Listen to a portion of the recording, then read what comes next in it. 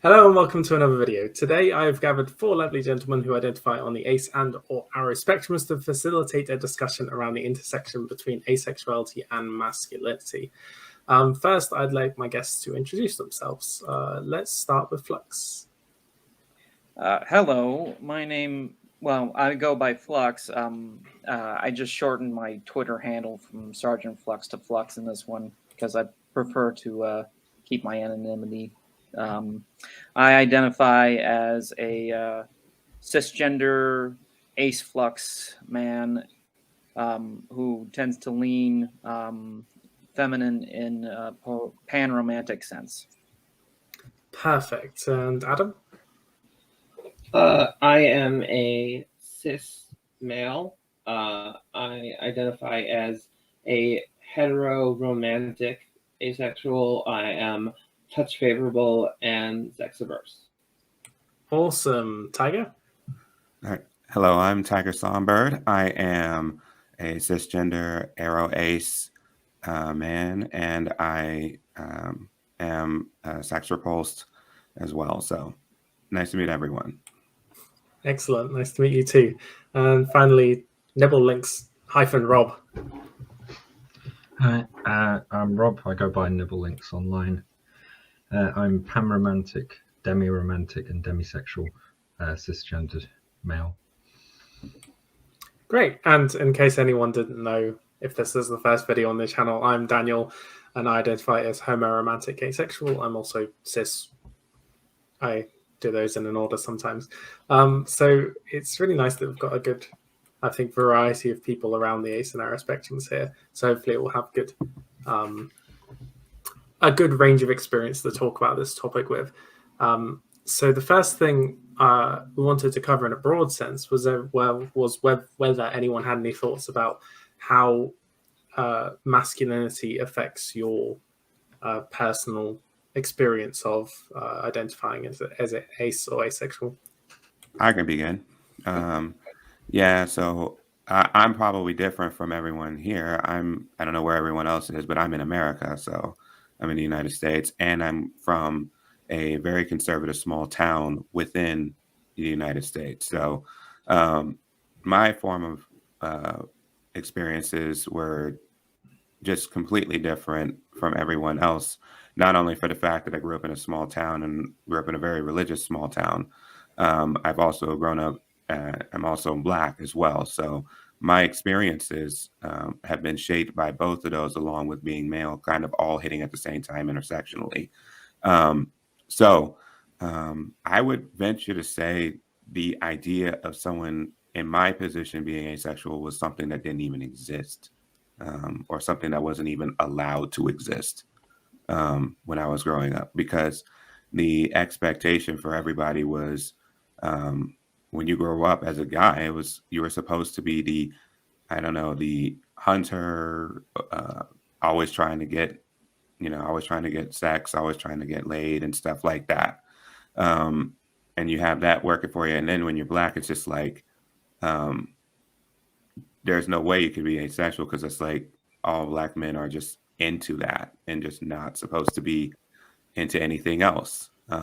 That's like all Black guys are into. And then growing up in a conservative town, you're supposed to get married and be a family person and stuff like that. And it's just like, I had all of those hit me in three different directions.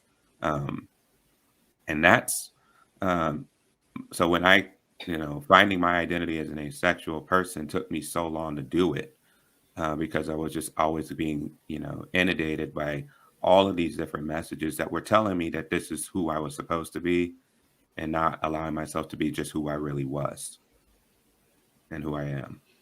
Yeah, I had a similar experience to that. Like growing up in a small town in the UK, so very conservative. Just expected that I would find someone, settle down, get married. I'd probably be with someone now, be married maybe. But yeah, asexuality was not even an option. And I don't know if you know about this, Dan, but because of Section 28, even though it was repealed when I was in school, LGBT stuff hasn't come into schools until about now. So I didn't learn about any of this in school. And I was the odd one out even in the queer people because I wasn't gay and I wasn't bi. Turns out I'm pan-romantic now that I've figured that out, but didn't figure that out until I realized I was ace. So, but then also being demi, it's more accepted because it's like, oh yeah, that's fine, and people confuse it with abstinence. Well, it's not the same thing, but at least you're accepting in that way. Yeah. For anyone who doesn't know, Section 28 was a series of laws in the UK that prohibited the promotion of homosexuality in schools, and therefore, by extension, any LGBT plus topics. Yeah, I believe in England it was repealed in 2003. So yes, it 7. says 2000 in Scotland, and then England and Wales it was repealed in 2003. The Scots are always more progressive. Why do you think I moved here? Which is saying something. But yeah, does anyone else have any thoughts? Well, I'd like to add on as well. Go ahead. Like I completely identify with Tiger's experience because I kind of felt very much similar. Like growing up, being in like having like this pressure on you that you're supposed to go out there, add notches to your belt for and go out and be like this hunter for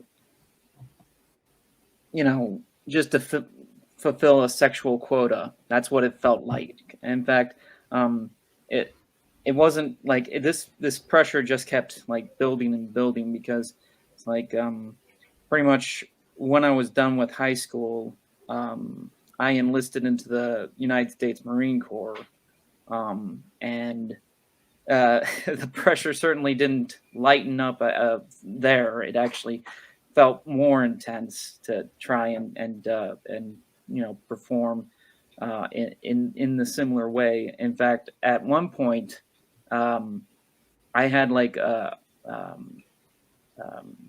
female corporal actually offer to buy me a sex worker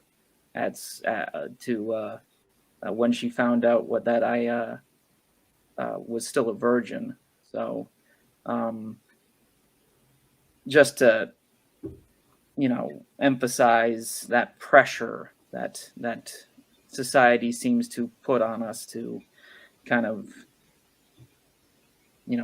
be sexual. So I just wanted to add that in as a unique experience. So I definitely have a very distinct experience from from all of you. I've definitely grown up in a more liberal place. I had a family that's always been pretty accepting.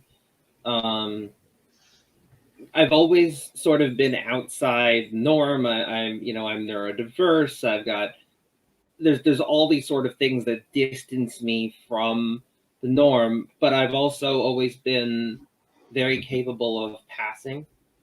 And I think that's what informs my experience the most. It is not necessarily, I've never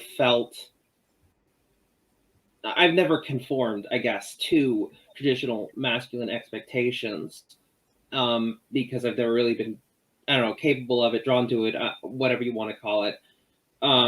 But I haven't been in a space where those were demanded to the same point, to the same extent.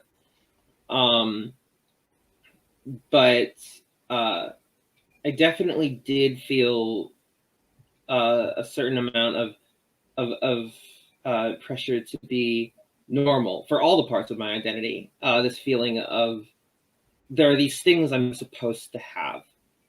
And so while they weren't quite typical gender norms to the same extent, like I've always been a pacifist. stuff like that. And that's very, I don't know, I've always rejected a lot of the typical male gender norms. But at the same time, even though I had more of a chance to get away from that than you guys did, there have still been that elements of that pressure. You know, in particular, I've always wanted a really strong romantic relationship. That's always something that I want in my life. And there is certainly a feeling of pressure every time you enter one of those. For me, every time I enter into a romantic relationship, to the point that, you know, my most recent ex actually became a victim of coercion. Because, you know, she expected it, you know, and expected that from me as a man, and kind of wanted me to stop being asexual. And so there's this whole thing. So, you know, even when you have all the opportunities to be able to reject typical masculine gender norms, when you have a chance to really distance yourself from those, it's impossible to escape them entirely. So that's sort of my experience, which is very different than yours. I'm sorry to hear about your ex, and because I've been in a position where my partner or my ex-partner had didn't really support my asexuality, and I know how difficult that can be. But I think your experience really shows how pervasive, I guess, the societal ideals of masculinity are in society, that even if you are in a place where you're surrounded by supportive people, that influence and pressure is going to seep through. Yeah, maybe not as much, but still there. So my last relationship, I didn't even know I was ace in this relationship, but there was that kind of pressure from her to say, oh yeah, let's, you know, go have sex. And I'm like, most of the time I wasn't in the mood, but because we'd been together for a while, it was more an intimacy thing for me.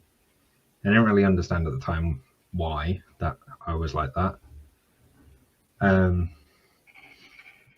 And that's sort of where I knew I was demisexual and not just straight asexual. That there was definitely something there, but it didn't form straight away. But yeah, I hated the pressure of having to perform to something I didn't really enjoy that much. So I'm sex indifferent. So I don't mind it, but don't really care for it. I could go living my whole life without it.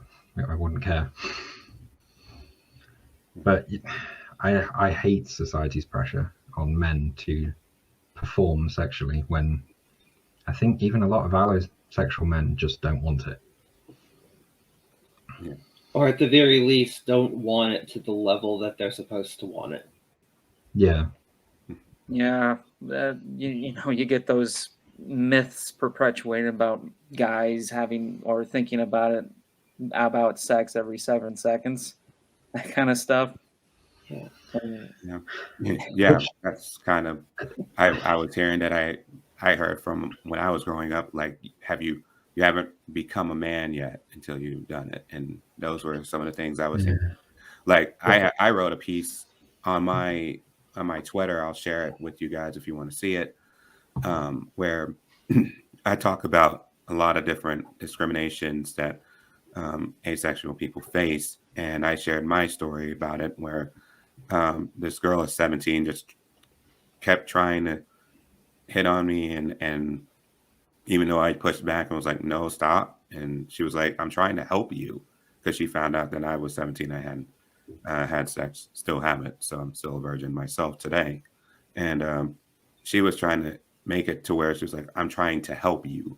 And it was like, and that was, you know, the thing that, like, even my refusal was seen as, you know, someone trying to help me, which was really, you know, not cool at all for me, especially when I was 17. Yeah, I think that because everyone expects men to be wanting sex all the time, and that idea is just cemented in some people's head, they're not necessarily going to be able to believe that when someone says no, like you did, and that's very problematic because it brings into well, it's non-consensual in that sense. And if someone is dead on transfixed that men always want to have sex, that can lead to some very abusive situations, I think. Yeah. I you bring up how you were being pushed by that girl, and I just couldn't help but think about that female corporal and kind of looking at me in surprise that I would turn down like the offer of getting someone to have sex with me. But I can't help but think that she probably respected me more because, well, we were both in the Marine Corps, and the Uniform Code of Military Justice would have, like slammed the hammer down on us and punished us for, engaging in those types of activities, because, purchasing sex workers or paying for sex is illegal in the United States. So that's probably one of the reasons why she wouldn't have pushed it as much. One thing that definitely was influenced concerning masculine gender norms for me, it was that was in accepting, or not even accepting, but realizing that I was a victim of coercion at all, or that I could be even, because my ex was very sort of quiet and submissive, which ended up being part of the whole thing. But like understanding that I wasn't necessarily the abuser, like by default, like that she could have been the problem. It was so hard that I was a victim. Like understanding that was even possible, because there are all these narratives that believe the woman, and yeah, we should obviously, but there's a myth that men can't be a victim of things like coercion or sexual assault or whatever because we always want it. And I definitely had an immense struggle even realizing that was possible for me to be a victim of coercion. And so that was definitely part of the whole narratives about masculinity, that I can't be a victim. What? Especially from a girl like that. What, like, and then there's also the no means no stuff. And what I didn't realize was that just because I said yes, that also doesn't mean that I consented, which has been a very complicated and messy thing to understand. Because obviously coercion ends up being that you say yes. That's what coercion is. And so it was very complicated to try and reconcile the fact that I was a man with the fact that I was coerced. You brought up the whole idea that men can't be sexually assaulted because we want it, and I couldn't help but think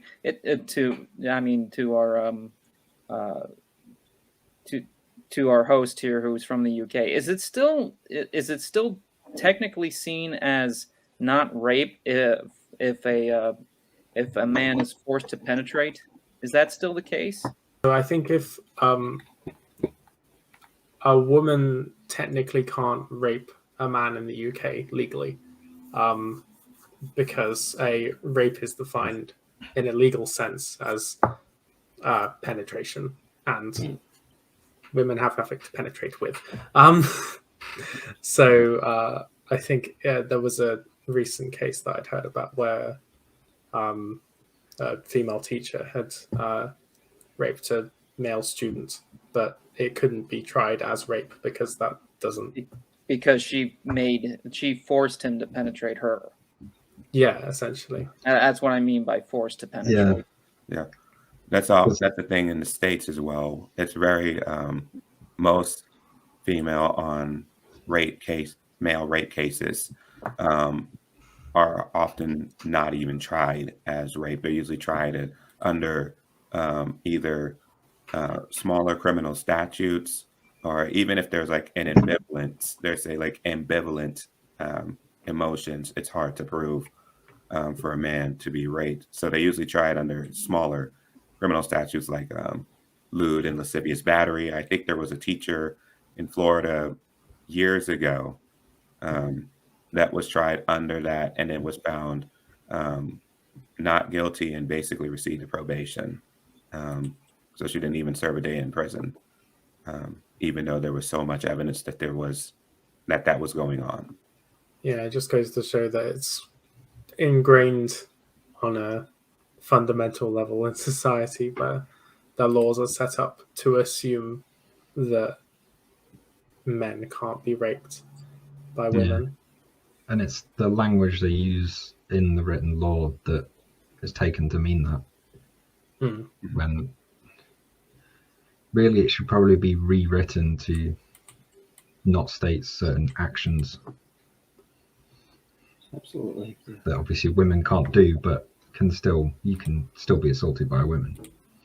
The other thing that happens for me, just last thing, is to feel like I don't have a right to speak up about what happened to me,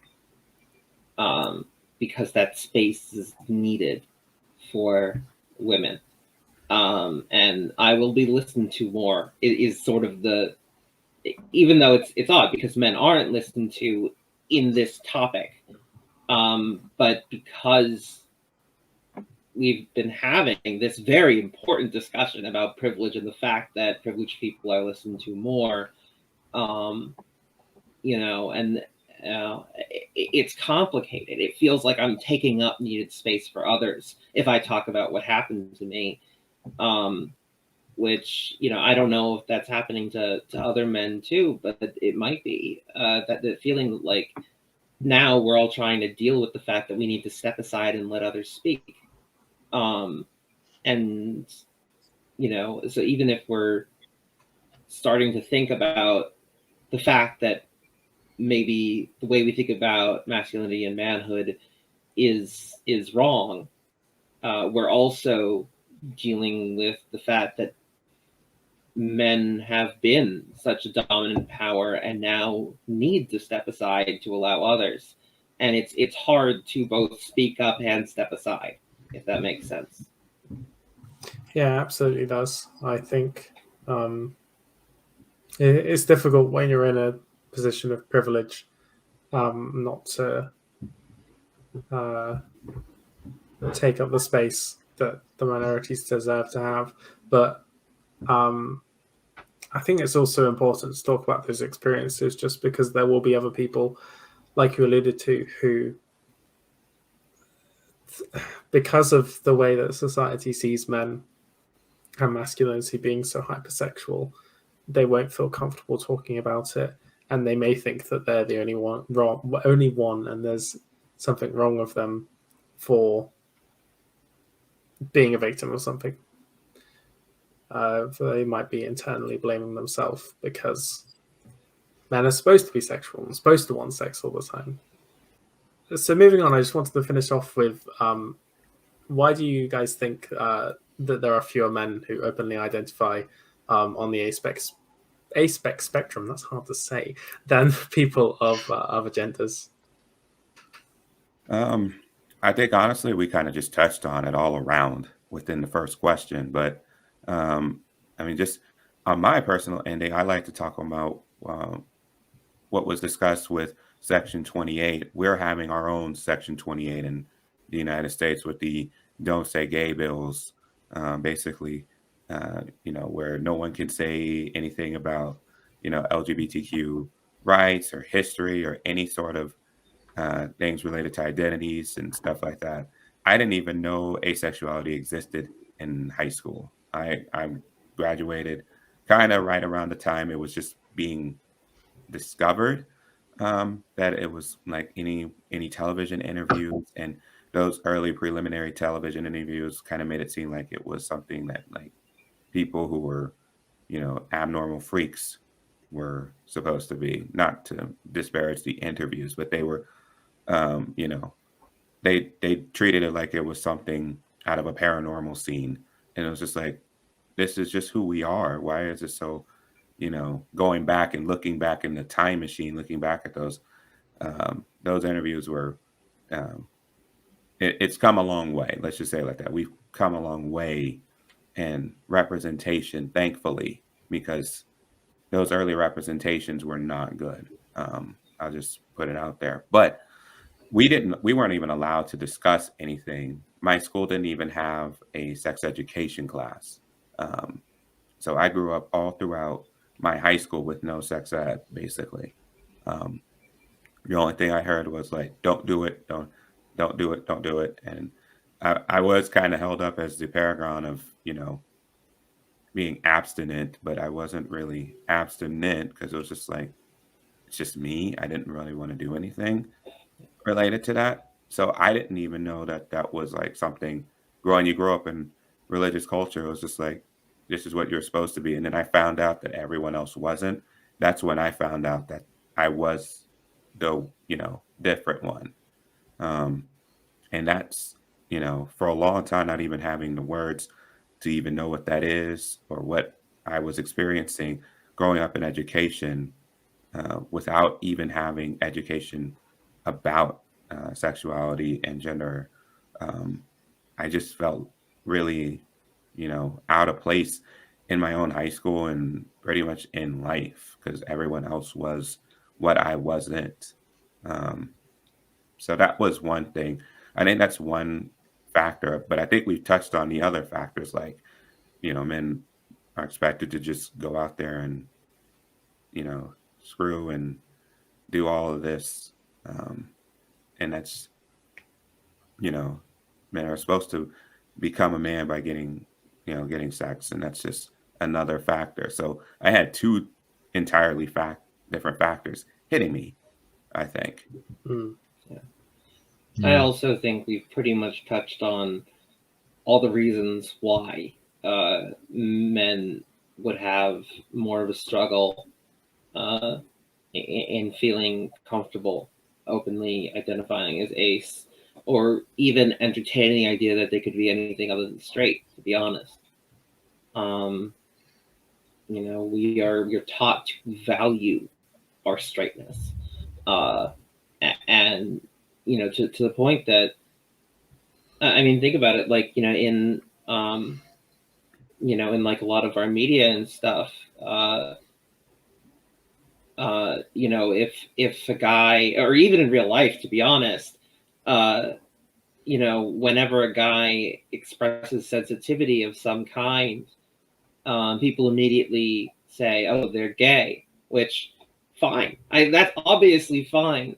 But it establishes a kind of odd threat to heterosexuality, that you cannot be anything other than heterosexual, other than conform to the gender norms and be heterosexual. And as such, it creates a conflict where, the teaching boys to value their heterosexuality and creating all these situations where you will be considered something else. And then there's the fact that just asexuality in and of itself is such a complex thing. I think that it becomes something that a lot of men might be afraid to touch at all, for fear of abandoning their heterosexuality or their perceived heterosexuality. Yeah, you touched on the, the whole men can't be emotional sort of thing. men can't show sensitivity, men can't cry. And that's quite a barrier to male demisexuality. Because obviously demisexuals, they don't form the sexual attraction until there is that emotional bond to someone. That's a good point. And, you know, that is completely disregarded with all this toxic masculinity, where men have to be macho and men can't be girly, because the world sees emotions as girly, but emotions are human. It's good to cry. Emotions other than anger. Yeah, Anger exactly. is masculine. I mean, anger has its place. No, Anger is a I'm hopeful saying, you know, emotion, in terms but, of what the emotions that people that but society yeah, tends to. a man seen as angry is also not a good thing. Oh no, Well, I wasn't saying it was. I wasn't saying it was, to be clear. Like, I just was. I mean, that's what society sees. Yeah. You see an angry man, you're just like, oh yeah, stay away from him. Yeah. But you don't know why he's angry. Could be a genuine reason for that. Yeah. And that's what I struggled with as well, with the emotional side of things. Well, especially since I've had quite a long battle with mental health, still going through it, and discovering I'm demisexual has helped that process. Something I've actually discussed with my therapist at quite lengthy details, which is good that he's supportive about it. I talked with my own therapist a lot about my asexuality, particularly in context of what happened with my ex. When I first found out about my asexuality, I sort of fell into this kind of superiority thing of like, I'm not victim to those impulses, kind of. And what I've realized over time was that that was actually a coping mechanism, like saying that I'm better than you because I was so insecure in my asexuality. And sort of now understanding that, I'm understanding that I was still getting a lot of these messages, as I discussed earlier, even though I had an ability to reject them more. I was still getting these messages of me being broken and stuff like that as an ace man, to the point that my brain developed a coping mechanism of superiority. We kind of touched on the whole gay thing, being, you know, the rumors of being gay. And I often was hearing that when I was a kid. There were so many places. I would think almost every job I've ever worked, I've been accused of being gay. I've always had rumors fly about me because, well, he obviously isn't married.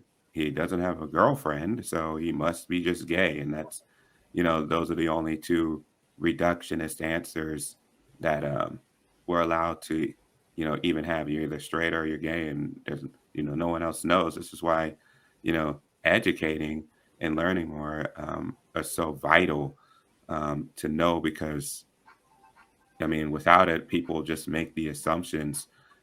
And quite frankly, I'm in a place, in a state that doesn't treat it, if you're like gay or anything, kind of within, you know, it can be dangerous and perilous to your job prospects, to your future employment hopes.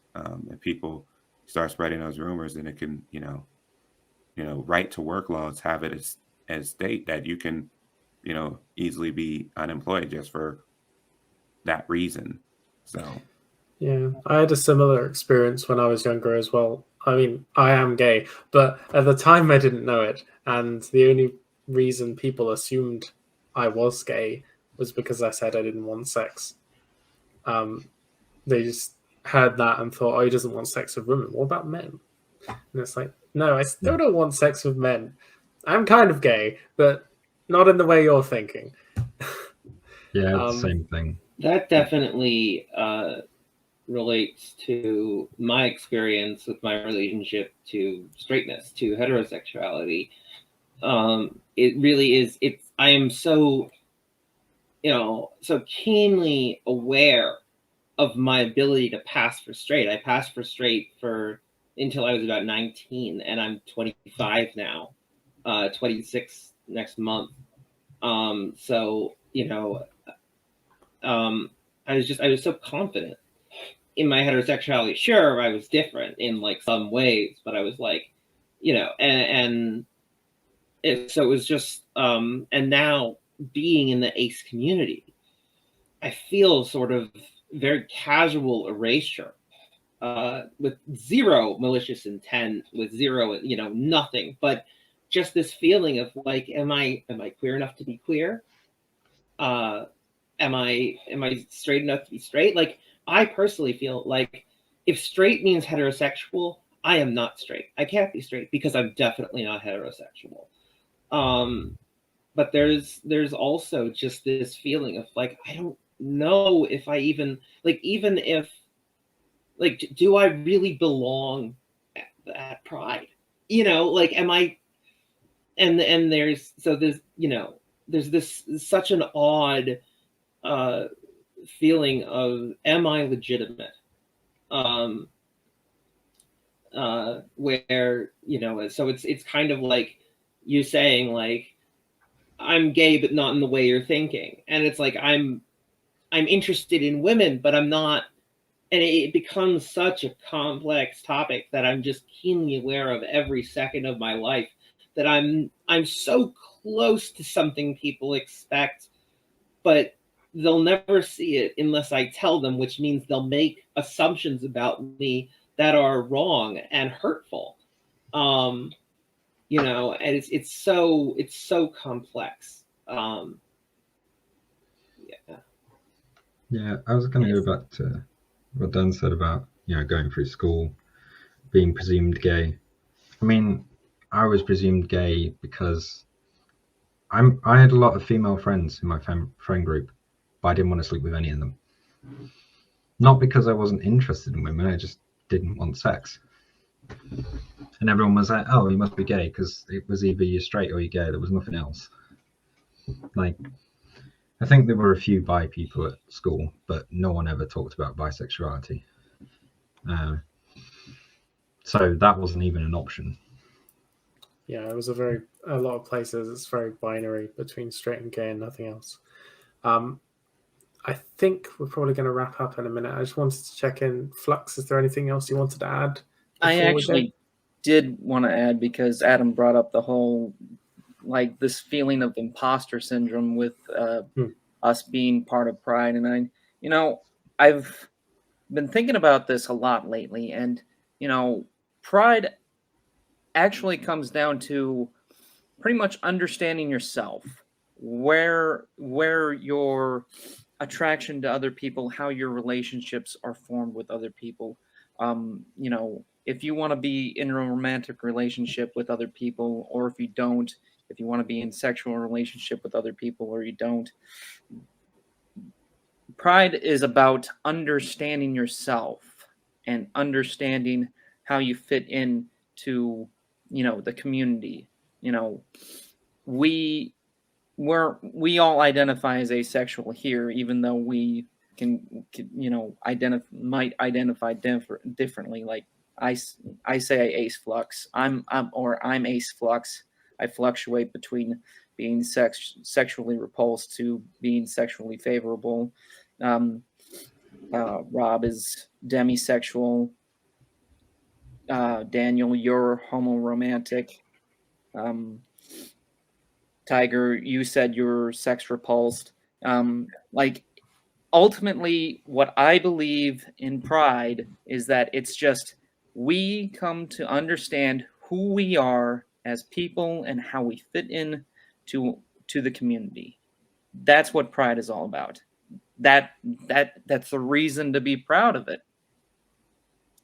And that's all I really had to say. Yeah, I think that's a lovely note to end on, really, because I agree wholeheartedly with that sentiment. I'd like to thank you all once again for coming on and talking about this. This has been a fascinating discussion, and I really wish I could keep it on for longer. But I need time to edit this as well. If I have a 2-hour discussion, then I won't have time. Thank you so much for inviting me. It's been an I'm glad to amazing be here. discussion. Yeah, Yeah, thank you for great discussion. inviting me as well. Yeah, you're welcome. Well, thank you guys for bringing the idea up. Reply to that tweet, and Tiger for you responding last minute. I'm sure that everyone watching will have enjoyed this conversation as well. So yeah, All right. that's where we'll end it. All right. Well, thank you guys. Bye.